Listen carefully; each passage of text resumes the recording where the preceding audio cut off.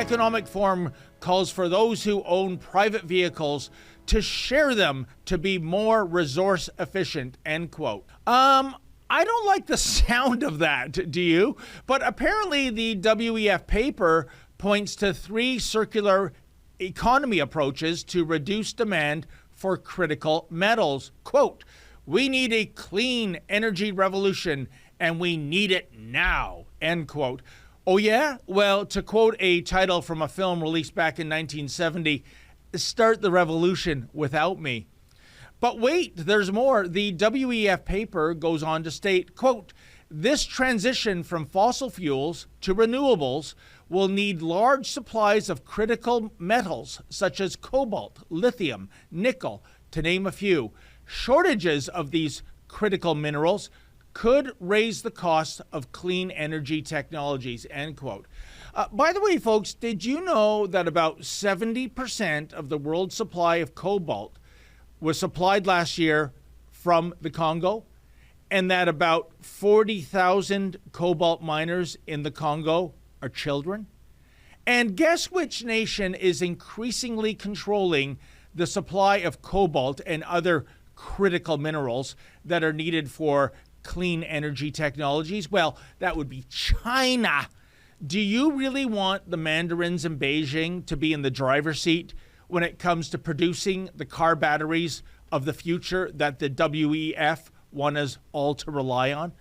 Speaking of communism and cars, the WEF is apparently a staunch advocate against vehicle ownership.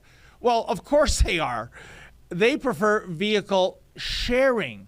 Hello, WEF, it's 2022. We already have voluntary vehicle sharing. It's called Uber and Lyft and so on. Oh, and it should be noted that the WEF has an ally in its unholy war on the car. That would be the International Energy Agency, which has told countries that they need to reduce the amount of oil supply to domestic consumers and nudge people out of their private cars in order to lower consumption. Yeah, the IEA's plan is to reduce consumption of gas by reducing speed limits, using more electric cars, constructing more bike lanes, creating cheap public transportation, and utilizing trains instead of airplanes. Gee, what a bunch of fun burglars. The IEA further states that in order to stop the, quote, climate apocalypse, end quote, governments must force people, quote, out of private cars because they are the biggest offenders for emissions, end quote. By the way, that's a new one, isn't it? That descriptor, the climate apocalypse. Gee, that sounds really serious. Naturally, the IEA's proposals include banning fossil fuel vehicles, and it is noted that several European countries and a handful of American states, such as Washington, New York, and California, have already passed legislation that will ban the sale of non-electric cars as soon as 2030. Oh, by the way, guys, good luck on meeting that deadline, especially you, California, where brownouts are already commonplace. Indeed, this state better start building new nuclear power plants, but it won't, of course, in order to provide the energy for the millions of new EVs coming online in the years ahead. Because those brownouts are going to morph into all-out blackouts due to the anticipated pressure on the grid. And speaking of apocalypses, could you imagine the economic carnage that would occur in our great dominion if we were to stop production of internal combustion automobiles and cease drilling for oil? The biggest economic segment in Ontario is the auto sector. In fact, Ontario is the second largest vehicle producing jurisdiction in all of North America. Auto sector jobs are good jobs. They are high paying jobs. But sorry, Ford and General Motors and Chrysler and Honda and Toyota and Lexus, I'm afraid all of your made in Ontario products are responsible for that upcoming climate apocalypse. So in the name of saving Mother Nature, please cease and desist production, won't you? What utter madness.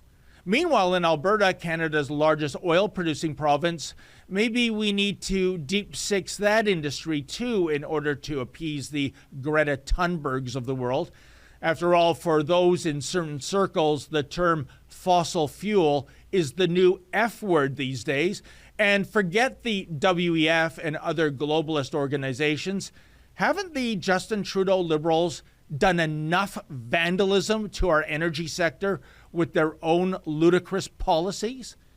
In fact, all current indicators show that Canada is heading into a recession. But forget recession, folks. Without vibrant automotive and fossil fuel industries, Canada will plunge into a deep depression. And here's the thing when it comes to the war on the car, now being headed up by the WEF and their various useful idiots in government and the mainstream media.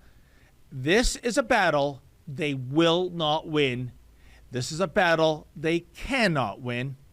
For millions of people, including yours truly, a car is not a mere conveyance akin to, say, a refrigerator or a dishwasher. No, a car is a freedom machine.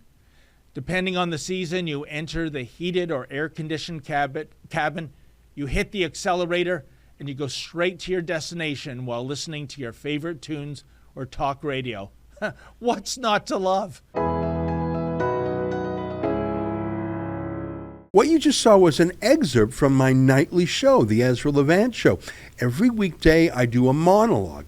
Usually it's about half an hour. Then I interview an interesting guest, and then we read my hate mail or my fan mail, whichever is more fun. It's only available behind a paywall, though. That's how we pay our bills here at Rebel News. We don't take a dime from Justin Trudeau. But the good news is it's only $8 a month, about half the price of Netflix. And in addition to my nightly show, you also get weekly shows from 4 other friends here at Rebel News. So you're getting 36 shows a month just for $8. I think it's worth it. And even if you're not quite sure, do it anyways, because we rely on viewers like you to keep us free and independent. I promise you I'll never take a dime from Trudeau. Just go to rebelnewsplus.com and click subscribe. Thanks.